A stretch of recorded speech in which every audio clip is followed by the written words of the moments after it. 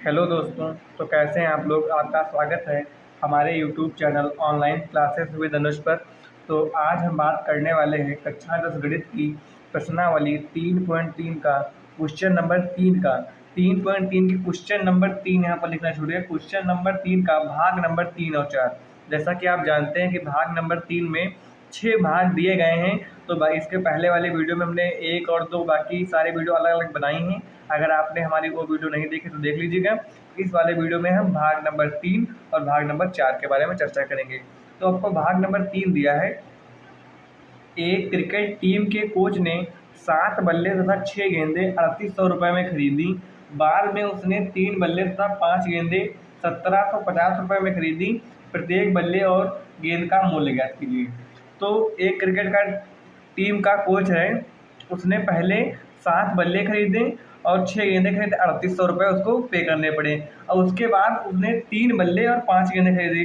पहले 7 बल्ले खरीदे, 6 गेंदें खरीदी। उसके बाद उसने 3 बल्ले और 5 गेंदें खरीदी। 3 बल्ले और 5 गेंदें खरीदी। उसके बाद उसने 3 बल्ले और 5 गेंदें 1750 रुपये में खरीदी।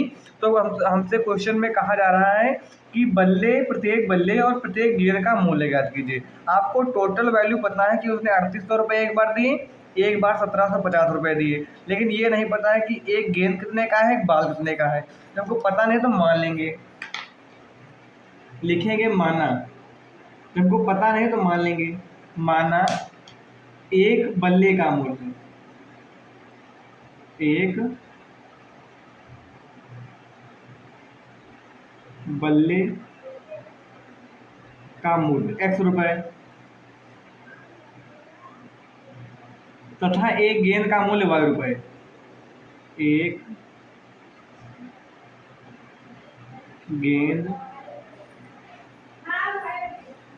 गेंद का मूल्य y रुपए, ये आप लिख लेंगे। अब कह रहा था कि 7 बल्ले 6 गेंदे हैं। जब एक बल्ला x रुपए का है तो 7 बल्ले हैं तो 7x रुपए के हो जाएंगे। 7 गुणे में x, 7 गुणे में x तो 7x रुपए के हो जाएंगे। एक बल्ला x रुपए का है तो 7 बल्ला है तो 7x रुपए का हो जाएगा। जैसे आपसे कहा जाए कि एक बल्ला 50 रुपए का है तो 5 बल्ले कितने रुपए के होंगे, तो आप 50 का 5 से गुणा करें, 250 रुपये आ जाएगा। उसी प्रकार एक बल्ला x रुपए का है तो 7 बल्ले 7x के हो जाएंगे। लिखेंगे प्रथम शर्त से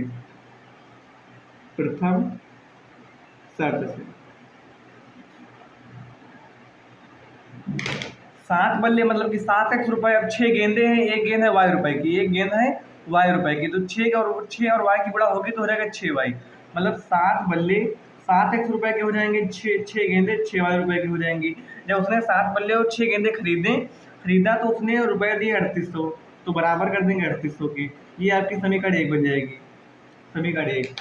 अब हम लिखेंगे द्वितीय शर्त से, द्वितीय शर्त से फिर उसने उसी प्रकार के 3 बल्ले खरीदे, 5 गेंदें खरीदी। अब एक बल्ला x रुपए का है तो 3 बल्ले हो जाएंगे 3x रुपए के, और एक गेंद y रुपए की है तो 5 गेंदें हो जाएंगी 5y रुपए की। 5 गेंदें 5y रुपए की हो जाएंगी। टोटल उसने रुपए दिए अब की बार 1750। तो आप इसको समीकरण 2 कह देंगे, इसको आप समीकरण 2 कह सकते हैं, ठीक। तो अब क्या करेंगे, समीकरण 1 और 2 से। अब समीकरण 1 और 2 से लिखेंगे समीकरण 1 व 2 से। समीकरण 1 क्या है, चाहे लिख लें समीकरण 1 से, केवल समीकरण 1 से। समीकरण 1 से समीकरण 1 क्या है, 7x प्लस का 6y बराबर 3800। इसको हम प्रतिस्थापन से करेंगे, इसलिए हमने केवल समीकरण 1 से किया। अगर विलोपन से करते तो लिखते समीकरण 1 और 2 से। अब प्रतिस्थापन से कैसे करते हैं, अब समीकरण 1 से x का मान निकाल लेंगे। x का मान कैसे निकालेंगे, x वाला हम इधर रोक लेंगे, बाकी सारा कुछ उधर भेज देंगे। तो x वाला पद है 7x, तुमको इधर रखना है, बाकी 3800 उधर पहले से था। अब ये प्लस का 6y है तो हो जाएगा माइनस का 6y। केवल हमको x चाहिए, तो 3800 माइनस का 6y बटे में 7, ये आपका x का मान आ गया। इसको हम कह देंगे समीकरण 3। इसको हम करेंगे समीकरण 3। हमको x का मान पता चल गया है। x का मान हम चाहे समीकरण 1 में रखें चाहे समीकरण 2 में। लिखेंगे कि x का मान समीकरण 1 में रखे चाहे 2 में, समीकरण 2 में रखे दे रहे हैं, समीकरण 2 में। समीकरण 2 क्या है? 3x प्लस में 5y बराबर का 1750। तो x की जगह पर रखेंगे 3800 माइनस का 6y बटे में 7, फिर प्लस का चिन्ह लगाएंगे, 5y बराबर 1750। अब 3800 से 3 की गुणा कराएंगे, फिर 6y से कराएंगे, तो 8 से 24, 2 हासिल, 3 3 का 9, 9 2 11 और जीरो इसके पीछे हैं 2, तो 2 जीरो लिख लेंगे। अब 3 की गुणा कराएंगे 6 से, तो 3 18, y है तो आपका y हो जाएगा, बटे में 7 है तो 7 लिख लेंगे, फिर प्लस का 5y बराबर में 1750।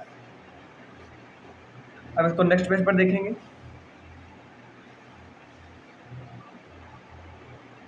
ये आपका है, क्या हो जाएगा? 11,400।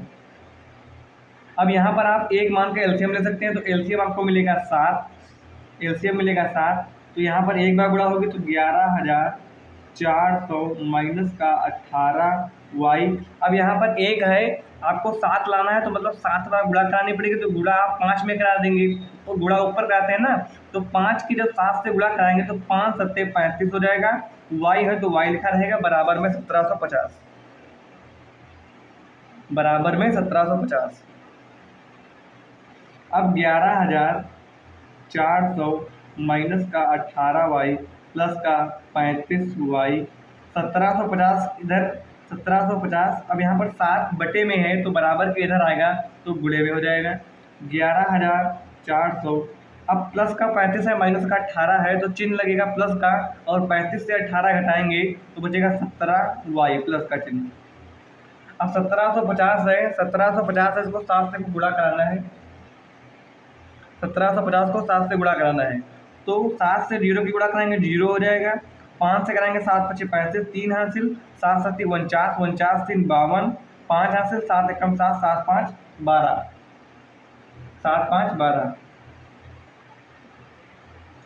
7 0 7 5 35, 3 हासिल, 7 49 49, ये 52, 12,250।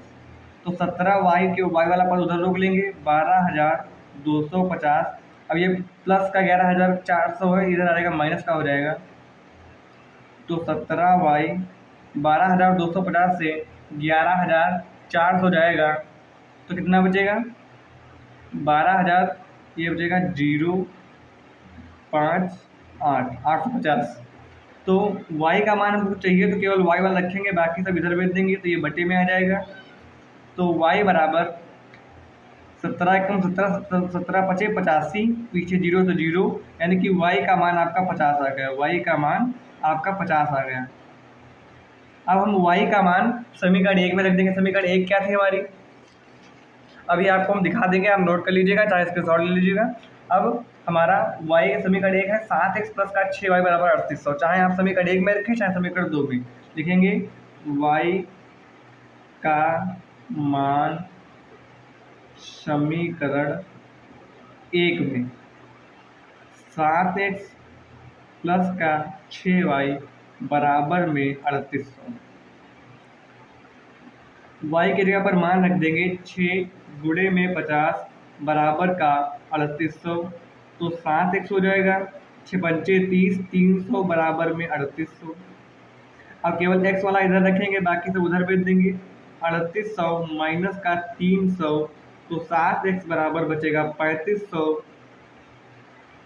तो x का मान चाहिए, तो 3500 बटे में 7, तो 7 पन्ना 35, 7 पचे 35, 2 जीरो तो 0, तो x का मान हमको 500 मिल जाएगा। हमको x y का मान पता चल गया। हमने x को कुछ माना था और y को कुछ माना था, तो हमने x को माना था बल्ले का मूल्य और y को माना था गेंद का मूल्य। तो लिखेंगे अतः एक बल्ले का मूल्य, लिख देंगे एक बल्ले का मूल्य 500 रुपये तथा एक गेंद का मूल्य 50 रुपये है। अब आपने ये आंसर निकाल लिया, जैसे आपको बोर्ड परीक्षा में प्रश्न आ गया, आपने इसका आंसर निकाल लिया। अब आपको पता करना है कि हमारा जो ये आंसर आया है सही है तो या गलत, तो कैसे चेक करेंगे? जो आपकी समीकरण दी होती है उसमें आप x और y के मान रख देंगे, जो उसके बराबर में मान होता है, अगर उसके बराबर आ गया तो आप कहेंगे कि हमारा मान सही है। ये है समीकरण 1। यहाँ पर आप रफकार में हम किए दे रहे हैं 7x 6y बराबर में 3800। आप x का मान रखेंगे, y का मान रखेंगे, अगर 3800 के बराबर आ गया तो आप कहेंगे कि हमारे x और y के मान बराबर हैं।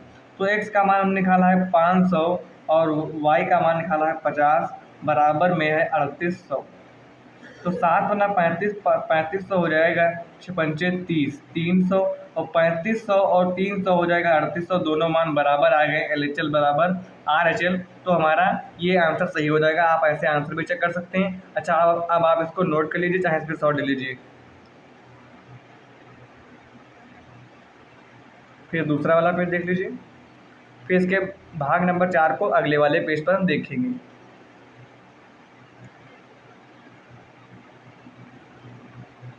इसका भाग नंबर 4 आपके सामने एक बड़ा सा प्रश्न दिखाई दे रहा है, यही इसका भाग नंबर 4 है। ये थोड़ा बहुत ही मतलब आपके समझने वाला प्रश्न है। दिया है एक नगर में टैक्सी के भाड़े में एक नियत किराया है। ये नियत भाड़ा मतलब कि वो टैक्स आपका पहले से फिक्स है कि इतने रुपये पड़ेगा। फिर लिखा है अतिरिक्त चली गई दूरी पर भाड़ा सम्मिलित किया जाता है। अगर 10 किलोमीटर दूरी के लिए 105 रुपये है तथा 15 किलोमीटर दूरी के लिए भाड़ा 155 रुपये है, तो नियत भाड़ा तथा प्रति किलोमीटर भाड़ा क्या है? एक व्यक्ति को 25 किलोमीटर यात्रा करने के लिए कितना भाड़ा देना पड़ेगा होगा? चलिए देखते हैं। दिया है एक नगर में टैक्सी के नियत भाड़ा है। अब नियत भाड़ा क्या होता है? जैसे कि कुछ शहरों में होता है जहाँ पर संसाधन वाली प्रॉब्लम होती है। जैसे नियत भाड़ा, जैसे कि आप बस में बैठे हो तो उसका बैठने आप केवल बैठे 1 किलोमीटर बाद उतर लिए जाकर, तो आपको बस का चार्ज जो नियत भाड़ा होता है कि 10 रुपये आपका नियत भाड़ा है। 10 रुपये आपको देना पड़ेगा चाहे आप बैठें और फिर उतर लें। अब जैसे कहा गया कि आपका नियत भाड़ा 10 रुपये है, तो आप जैसे 1 किलोमीटर गए तो 1 किलोमीटर का भाड़ा 5 रुपये है। जैसे 1 किलोमीटर का भाड़ा 5 रुपये है तो 10 5 15 हो जाएगा।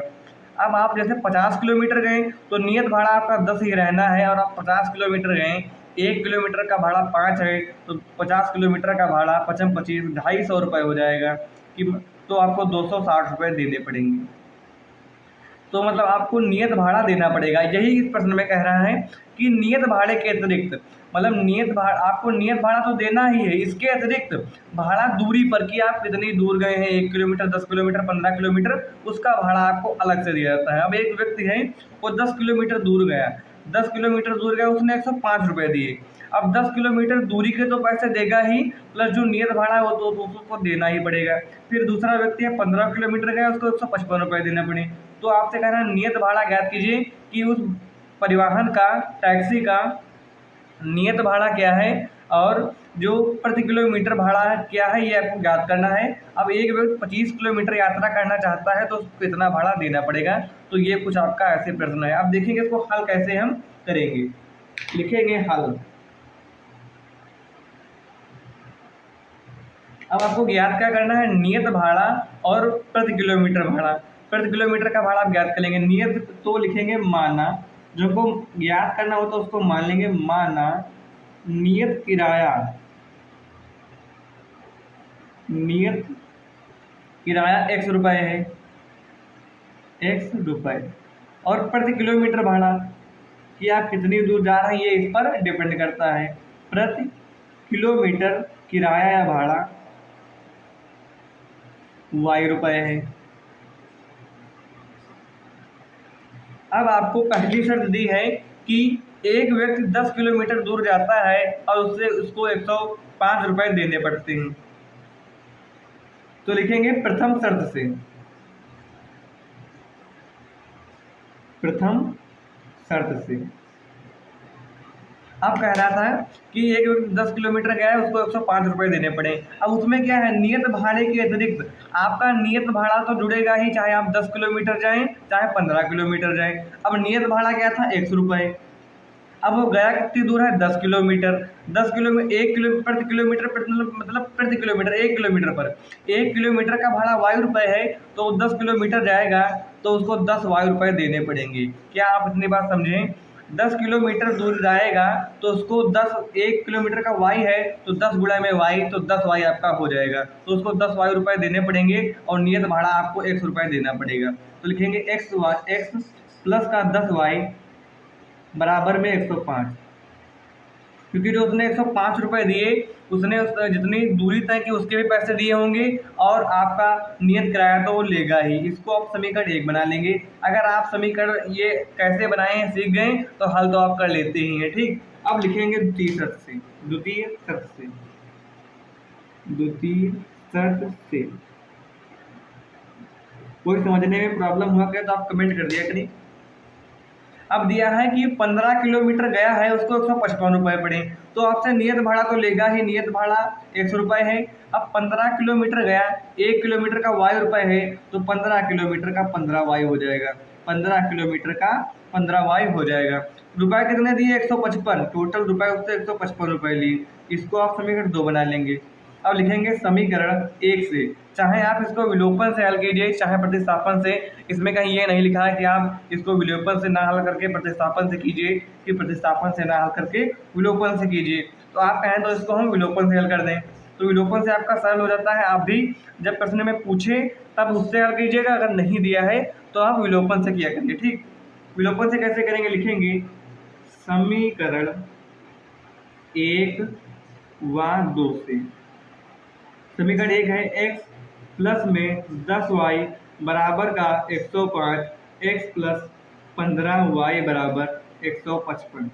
अब आपके x के मान बराबर है, x के मान दोनों में बराबर हैं तो लिखेंगे घटाने पर। जब मान बराबर होते हैं तो लिखते हैं घटाने पर। आप जानते हैं कि घटाने पर चिन्ह बदल जाते हैं, तो यहाँ पर प्लस है तो माइनस हो जाएगा, माइनस प्लस है तो माइनस, प्लस है तो माइनस। अब ये प्लस का एक्स है, नीचे वाला माइनस का एक्स है। अब आपको जो आपने चिन्ह लगाया उससे मतलब है, तो प्लस का एक्स माइनस का एक्स कैंसिल हो जाएगा और ये प्लस का 10 वाई है माइनस का 15 वाई है, तो 10 वाई से माइनस का 15 वाई जाएगा, तो माइनस का 15 वाई ज़्यादा है तो माइनस का चिन्ह लग जाएगा, बचेगा 5 वाई। अब 105 है और 155 है, 155 ज़्यादा है तो माइनस का चिन्ह लग जाएगा, और कितना ज़्यादा है 50 ज़्यादा है, ठीक। माइनस का माइनस कट जाएगा तो y बराबर 50 के बटे में 5 आ जाएगा, तो y बराबर 10 आ जाएगा। अब y का मान चाहे आप समीकरण 1 में रख दें चाहे 2 में रख दें, तो y का मान समीकरण 1 में रख दें, आपका चाहे भी मन हो। y का मान समीकरण, ये विलोपन भी आपकी शॉर्ट होती है समीकरण 1 में, छोटी होती है समीकरण 1 में। समीकरण 1 है आपकी x प्लस 10 वाई बराबर में 105। y का मान आपको 10 रखना है तो 10 गुणे 10 हो जाएगा और बराबर में 105। तो जब x की गुणा 10 गुणे 10 100 हो जाएगा बराबर में 105, तो x बराबर 105 माइनस का 100, यानी कि x का मान आपका 5 आ जाएगा। अब आप गौर करेंगे कि हमने नियत किराया 100 रुपये माना था, तो लिखेंगे अतः हमने क्या निकाला, अतः नियत किराया हमने x माना था तो x का मान आया 5 रुपये नियत किराया है, और प्रति किलोमीटर किराया या भाड़ा y का मान आया है 10। तो आपको ये ज्ञात करना था, आपने ज्ञात कर लिया। अब उसके आगे अगर आप प्रश्न पढ़ेंगे तो कुछ और दिया है। अब एक व्यक्ति है भैया, उसको 50 किलोमीटर यात्रा करने के लिए कितना भाड़ा देना पड़ेगा, तो लिखेंगे उस व्यक्ति को 25 किलोमीटर यात्रा करने के लिए